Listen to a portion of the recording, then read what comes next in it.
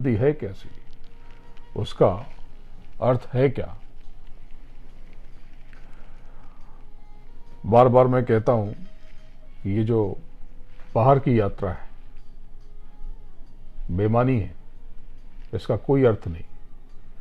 ये होने का कोई न लाभ न कोई वजूद। बाहर की यात्रा में आप कुछ नहीं पाते, लेकिन जब आप अंतर यात्रा में उतरते हो तो आप बहुत कुछ पा लेते हो। जब आप अंतर यात्रा में उतरते हो भजन और ध्यान के द्वारा, तब आपको उस परम चेतना की वास्तविक स्थिति का और स्वयं की असली परिस्थितियों का पता चलता है। आप समझते हो कि सारा काम आपको करना, आप क्या कर लेते हो, और उसके लिए आप भूलते हो, तनाव में आते हो, परेशान होते हो, रात भर सो नहीं पाते, अपना ब्लड प्रेशर बढ़ा लेते हो। मैं कुछ दिनों पहले एक व्यक्ति को देखने गया था। वो व्यक्ति 3 महीने से कोमा में। डॉक्टरों से बात की तो बोले कि ये अब कभी भी कोमा से बाहर नहीं आ सकते। वो आदमी सोया हुआ है, उसको कुछ पता नहीं, लेकिन उसके शरीर में उसका हृदय चल रहा, खून का प्रवाह चल रहा, बाल बड़े हो रहे, नाखून बड़े हो रहे, सांस भी चल रही। गौर से समझना कि उस व्यक्ति को यह पता ही नहीं कि वो है कि नहीं, जीवित है कि नहीं, लेकिन जब वो बेहोश है तो ये सांसें कहां से आ रही हैं और जा रही हैं। जब वो सोया हुआ है, गहन चिर निद्रा में है, तब इसके बाल और नाखून कैसे बढ़ रहे। उसके भीतर प्रकृति जिंदा हो गई, परमात्मा जिंदा है, और जब तक प्रकृति चाहेगी उसकी ये देह रहेगी। आपकी देह तो क्षणभंगुर है, टेम्परेरी, लेकिन आप परमानेंट हो। आप न कहीं से आए न कहीं जाओगे। लोग कहते हैं कि अरे ऊपर चले गए। कौन सा ऊपर? ये जो आपका ऊपर है, ये दिशा, तो अमेरिका में जो बैठे हैं नीचे, उनके लिए तो ये नीचे हो गया, धरती तो गोल है। इसमें ऊपर कहां है? गौर से सोचना। ये ऊपर नीचे तो ये आपकी कारस्तानी है। परमात्मा आपके भीतर है। आपने प्रभु को, ईश्वर को किसी अन्य ग्रह का प्राणी बना दिया। आप ये समझते हो कि वो ईश्वर किसी महल में रहता है, किसी कैलाश के ऊपर रहता है, किसी बैकुंठ में रहता है, किसी स्वर्ग में रहता है। तो आपकी बुद्धि की परिहारी है। प्रभु आपके भीतर विद्यमान है, आपके अंदर है, आपके साथ साथ है, और उसकी ऊर्जा, उसकी चेतना, उसके हुक्म से, उसी की अंतर चेतना जो सदगुरु बन के उतरती है, वो पल पल आपको संभाले हुई है, लेकिन आपको इसका बोध कहाँ।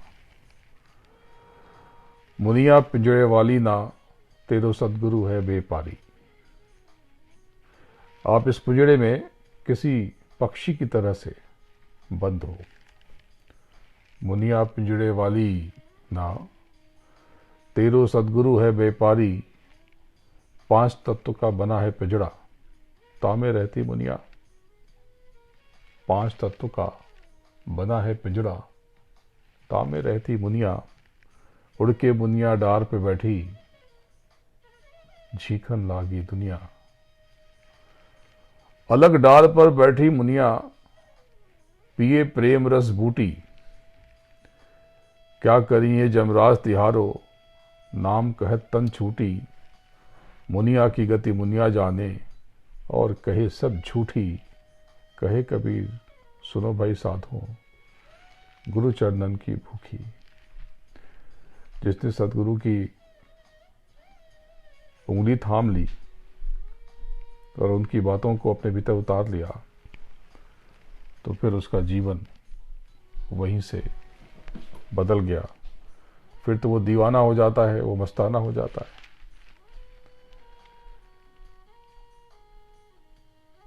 वो बुद्ध हो जाता है, वो महावीर हो जाता है, वो नानक और पलटू हो जाता है, वो रैदास हो जाता है। हमन है इश्क मस्ताना, हमन है इश्क मस्ताना, हमन को होशियारी क्या। रहे आजाद या जग से, हमन दुनिया से यारी क्या।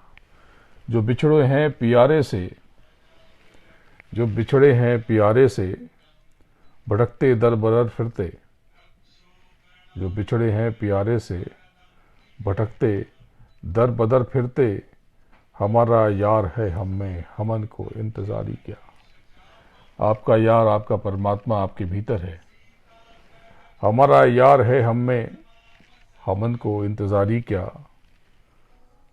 खलक सब नाम अपने को, बहुत कर सर पटकता है। हमन गुरु नाम साचा है, हमन दुनिया से यारी क्या। न पल बिछुड़े पिया हमसे, न हम बिछड़े प्यारे से। न पल बिछुड़े पिया हमसे, न हम बिछड़े प्यारे से। उन्हीं से नेह लागी है, हमन को बेकरारी क्या। कबीरा इश्क का माता, दुई को दूर कर दिल से। जो चलना राह नाजुक है, हमन सिर बोझ भारी क्या। हमन है इश्क मस्ताना, हमन को होशियारी क्या। जब आप सदगुरु की उंगली थाम करके अपने लक्ष्य की तरफ बढ़ते हो, तो आप अपने होने का मूल जान लेते हो, वजह जान लेते हो, उद्देश्य जान लेते हो। जब तक एक लक्ष्य पे केंद्रित नहीं होगे, बात बनेगी नहीं। जैसे ही आप एक लक्ष्य पर केंद्रित होते हो, गुरु की उंगली थामकर आप अपने मूल तक पहुंच जाते हो। इसी को साधना कहते हैं। ध्यान और भजन में दृष्टि को जब तक आप रोकोगे नहीं, बात बनेगी नहीं। और दृष्टि को रोकने की कोशिश करोगे तो वो रुकेगी नहीं। तो करें क्या? सामने जो लक्ष्य है, जो बिंदु है, उसको थाम दो, उस पर स्वयं को केंद्रित कर लो। ये कैसे? ये बिल्कुल वैसे जैसे समुराई कहे जाते हैं। एक विशेष प्रकार के लड़ाके होते हैं। ये दुनिया के सबसे शूरवीर लोगों में शुमार रहे हैं। तो पहले तो उनके समूह का जो बॉस होता था, उनका जो सेनापति, उनका लीडर, उसको समुराई कहते थे। बाद में वो पूरे समूह को ही समुराई कहा जाने लगा। समुराई, उनका मुख्य सूत्र क्या था? उनका मुख्य सूत्र था कि जब तुम तलवार उठाओ,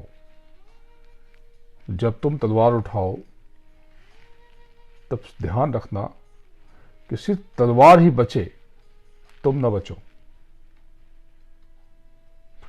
सिर्फ तलवार ही रहे, तुम्हारी पूरे होशो हवास, जागृति, तुम्हारा लक्ष्य, उद्देश्य, सब कुछ तलवार रहे। तुम्हें स्वयं को भी छोड़ना पड़ेगा। स्वयं को छोड़ो और तलवार हो जाओ। उसके बाद ये बिल्कुल मत सोचना कि आगे क्या होने वाला है। तलवार जो करेगी वो होने देना। क्योंकि तब तुम ही तलवार हो, इस बात को ध्यान रखना। लेकिन जहां तुमने तलवार के इतर, तलवार से जुदा होकर कुछ भी सोचा, तुम गए। इस बात को ध्यान रखना। जो अभी वर्तमान है सिर्फ उसे ही देखना। एक क्षण के बाद जहां तुम चूके वहां खेल खत्म हो गया। बात ये किसी योद्धा की कम और किसी साधक की ज्यादा लगती है। दरअसल जो योद्धा थे पहले, वो भी साधक ही तो थे, साधक ही थे। बिना साधना के आप जग को जीत कहां पाओगे। लेकिन उस साधना के निचले तल पे, जब साधना के ऊपर के तल पर आप पहुंचते हो, तब किसी को जीतने की इच्छा आपके भीतर नहीं रहती। तब आपको उस सदगुरु के चरणों में बैठकर, उस परमात्मा के समक्ष पहुंचकर खुद को हारने का मन करता है। लेकिन सूत्र बहुत महत्वपूर्ण है, बात बहुत जरूरी है कि जब तलवार हाथ में आए तो ध्यान रहे कि सिर्फ तलवार रहे, तुम न रहो, तुम भी तलवार बन जाओ। इसीलिए कोई आश्चर्य की बात नहीं है कि बुद्ध, महावीर, राम, कृष्ण, ये सब लड़ाके थे। क्षत्रिय कह सकते हैं, पर क्षत्रिय कृष्ण नहीं थे, लेकिन यदुवंशी थे और यहां पर कर्म से वो क्षत्रिय थे।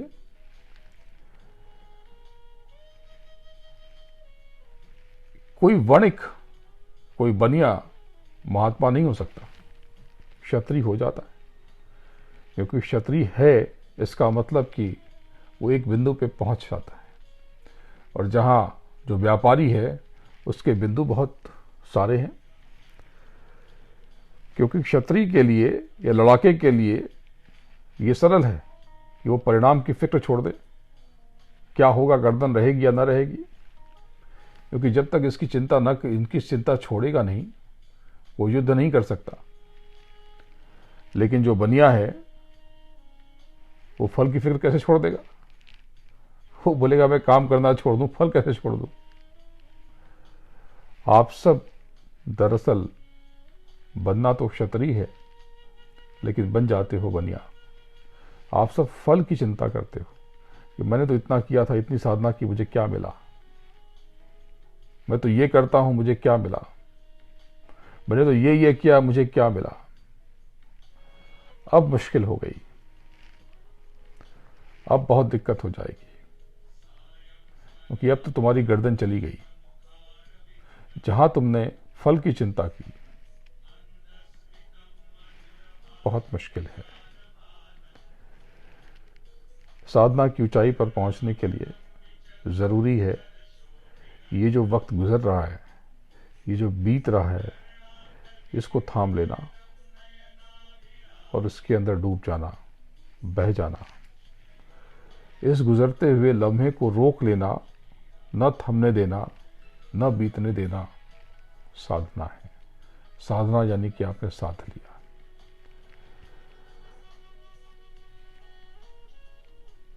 ध्यान पर बैठते हैं।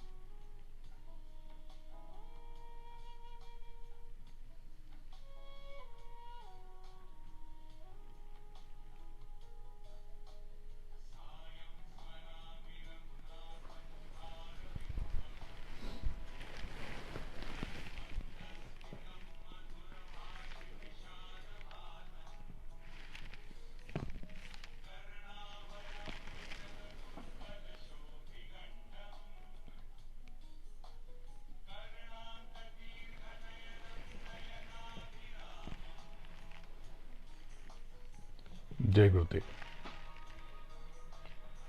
धीरे धीरे आप बाहर आ जाओ।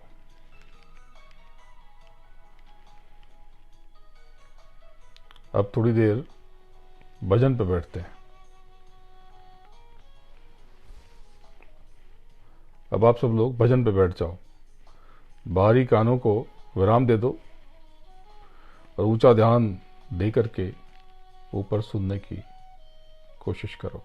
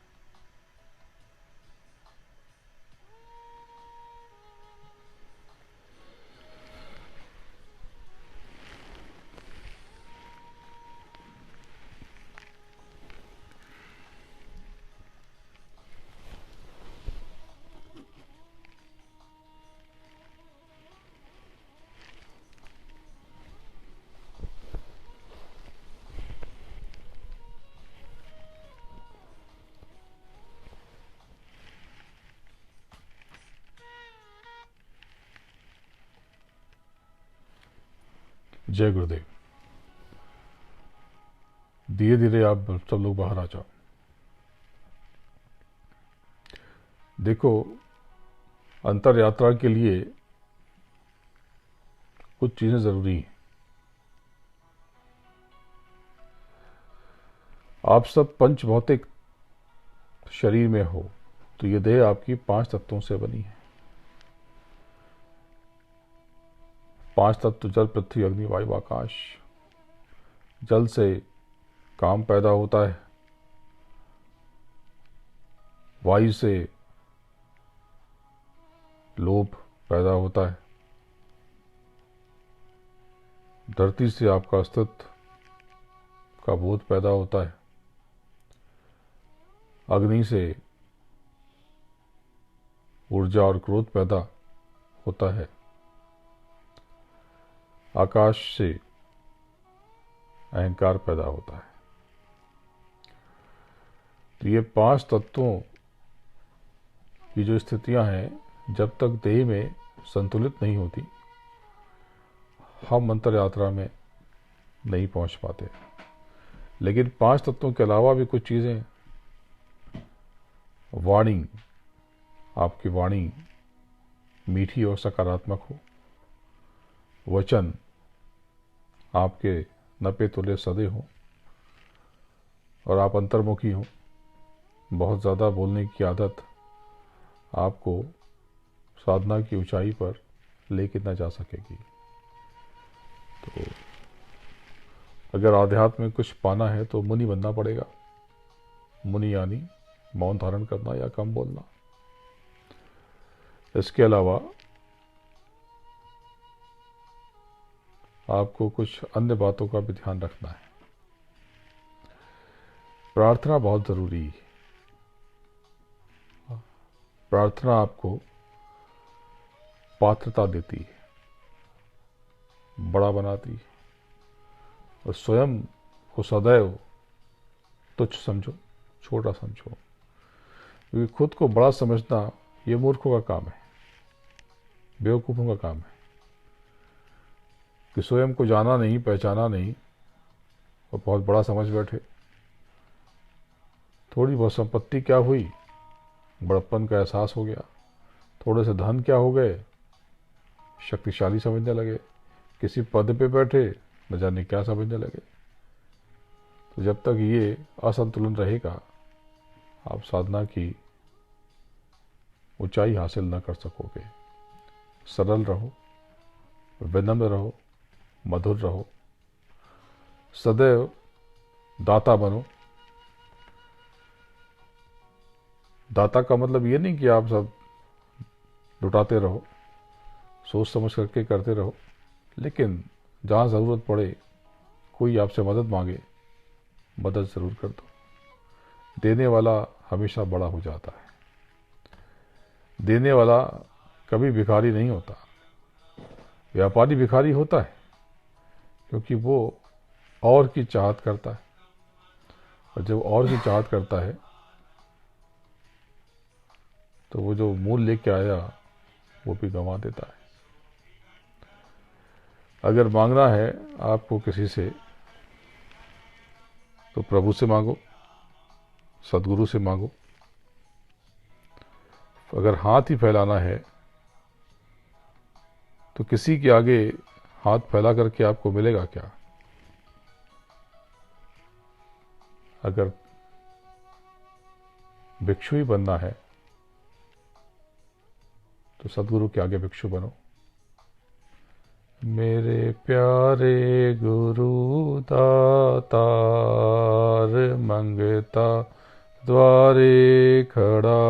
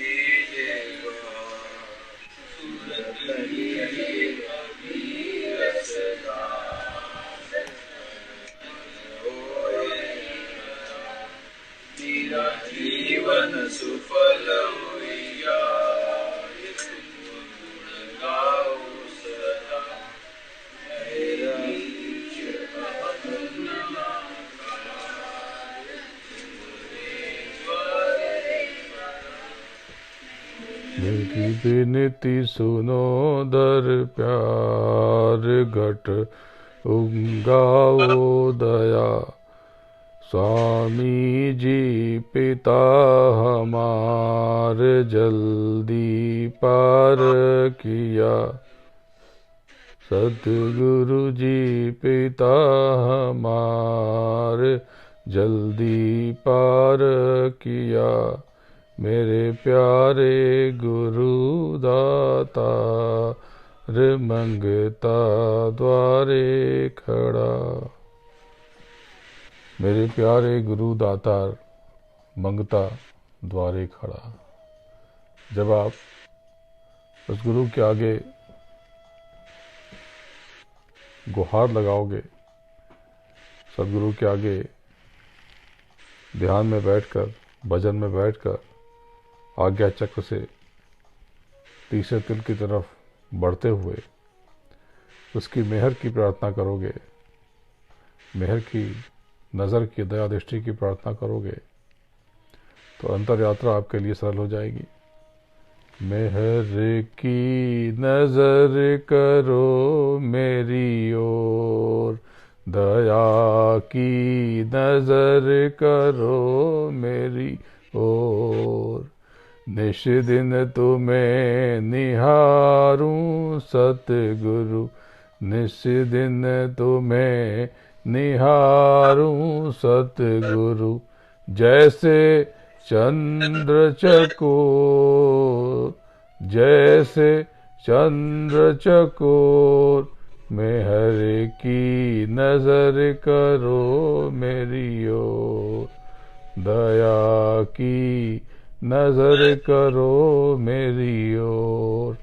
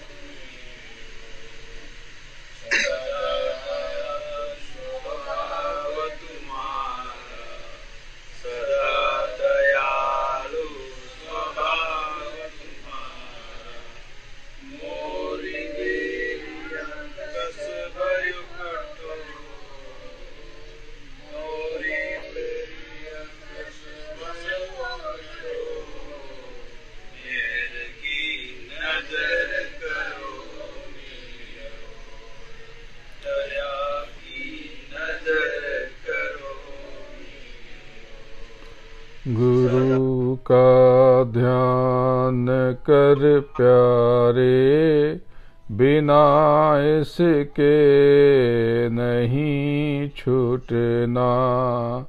गुरु का ध्यान कर प्यारे, बिना इसके नहीं छूटना।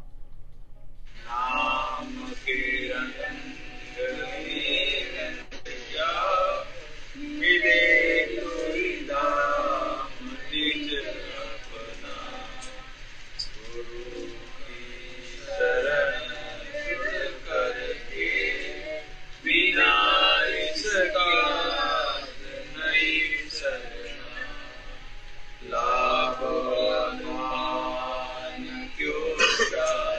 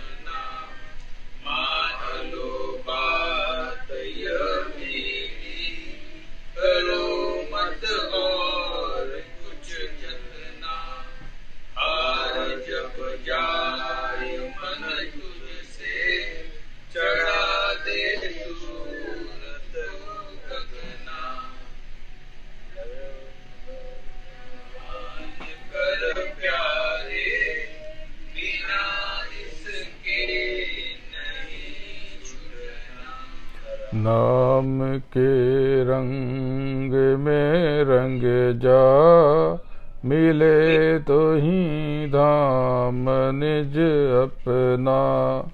गुरु का ध्यान कर प्यारे, बिना इसके नहीं छूटना। जब आप सदगुरु की उंगली पकड़ करके अपने आज्ञा चक्र से परे उठने की कोशिश करोगे तो सहस्रार आपका खुल जाएगा और आप उसकी उंगली थाम कर इस जीवन मृत्यु से परे निकल जाओगे और एकादश द्वार पे पहुंचकर आप अपने वजूद की असली एकादशी मनाओगे, जहां पर आप मानसरोवर में डुबकी लगाकर इस दैहिक जीवन और मृत्यु के झमेले से मुक्त हो जाओगे।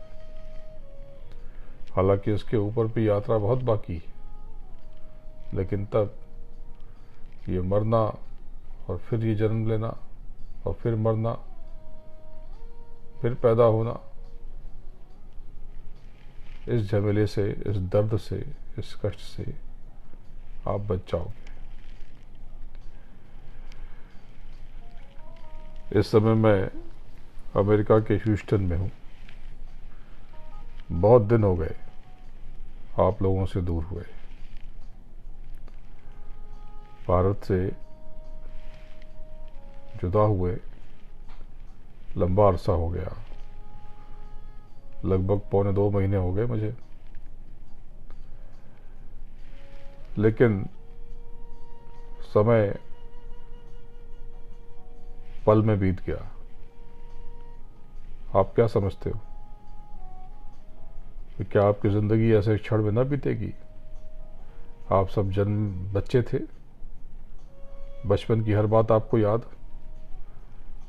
आज आप में से कोई 25 साल का, कोई 50 साल का, कोई 70-75। क्या समझते हो?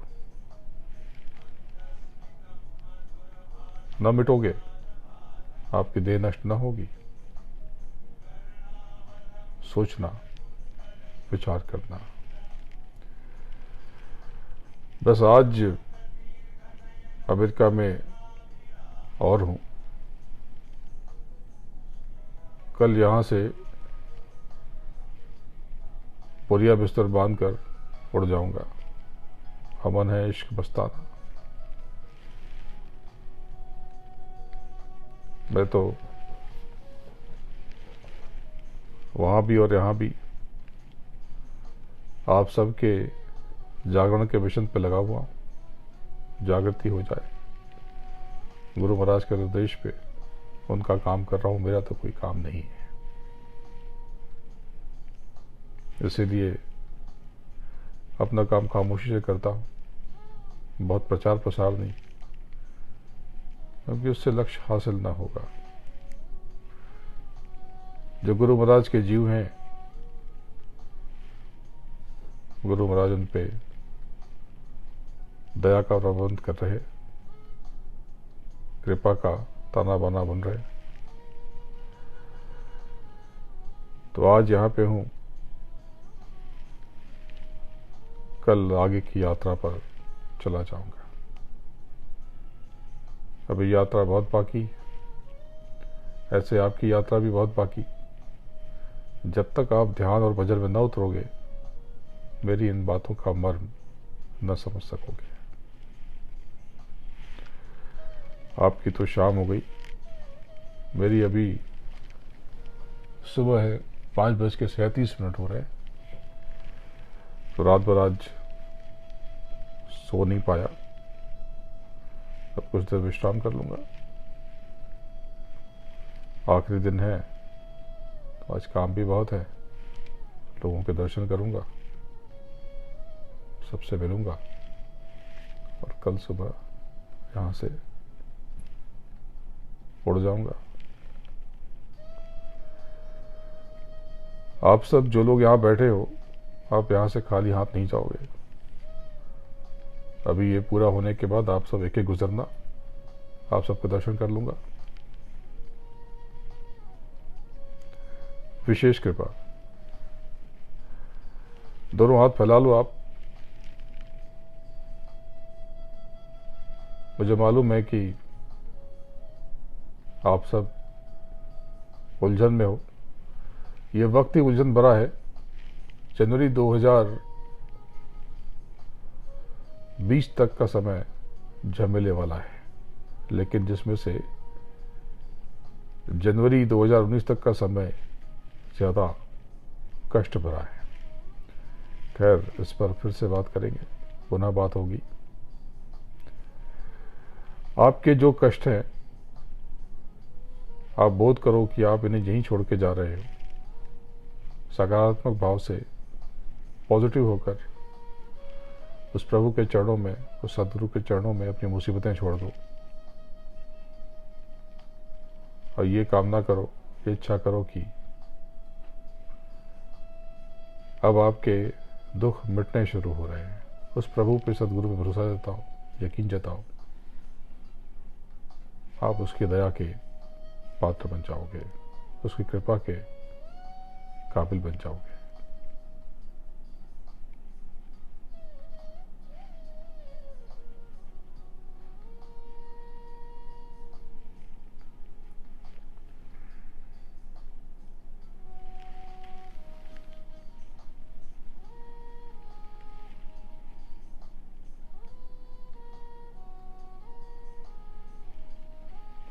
जय गुरुदेव,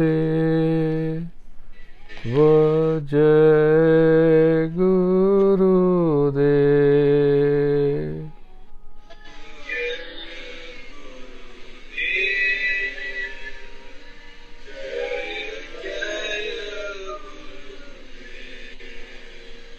जय गुरुदेव,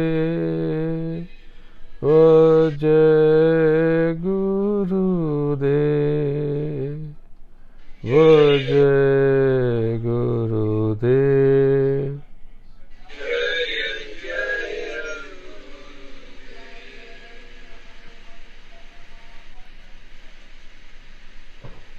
गुरु महाराज के चरणों में कोटि कोटि प्रणाम करता हूँ। सृष्टि की समस्त शक्ति और ऊपर के धनियों को नमन करता हूँ।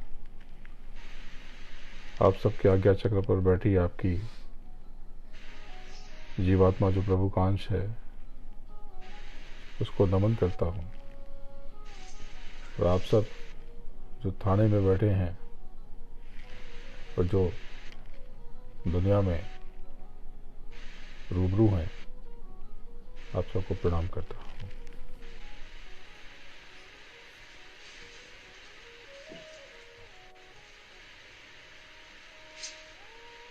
जय गुरुदेव।